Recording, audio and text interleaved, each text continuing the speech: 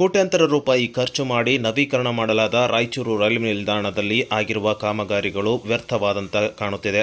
ಹೌದು, ಇಷ್ಟೆಲ್ಲ ಖರ್ಚು ಮಾಡಿ ನವೀಕರಣ ಮಾಡಿ ಅಭಿವೃದ್ಧಿಪಡಿಸಲಾದ ರೈಲ್ವೆ ನಿಲ್ದಾಣದಲ್ಲಿ ಕಳೆದ ರಾತ್ರಿ ಸುರಿದಂತಹ ಒಂದೇ ಮಳೆಯಿಂದ ಇಡೀ ರೈಲ್ವೆ ನಿಲ್ದಾಣದಲ್ಲಿ ಸೋರುತ್ತಿರುವ ಪರಿಸ್ಥಿತಿ ನಿರ್ಮಾಣವಾಗಿದ್ದು, ರಾತ್ರಿ ವೇಳೆ ರೈಲಿಗಾಗಿ ಕಾಯುತ್ತಾ ಕುಳಿತ ಪ್ರಯಾಣಿಕರು ಪರದಾಡುವ ಪರಿಸ್ಥಿತಿ ನಿರ್ಮಾಣವಾಗಿತ್ತು. ಇನ್ನು 1 ವರ್ಷದ ಹಿಂದಷ್ಟೇ ಕೋಟ್ಯಾಂತರ ರೂಪಾಯಿ ಖರ್ಚು ಮಾಡಿ ವಿವಿಧ ಅಭಿವೃದ್ಧಿ ಕಾಮಗಾರಿಗಳನ್ನು ಈ ಒಂದು ರೈಲ್ವೆ ನಿಲ್ದಾಣದಲ್ಲಿ ಮಾಡಲಾಗಿತ್ತು. ಆದರೆ ಒಂದೇ ಒಂದು ಮಳೆಗೆ ಈ ಒಂದು ರೈಲ್ವೆ ನಿಲ್ದಾಣ ಹಲವು ಕಡೆ ಸೋರುತ್ತಿದ್ದು, ಪ್ರಯಾಣಿಕರು ಕೂರಲು ಇಲ್ಲದಂತಹ ಪರಿಸ್ಥಿತಿ ನಿರ್ಮಾಣವಾಗಿತ್ತು.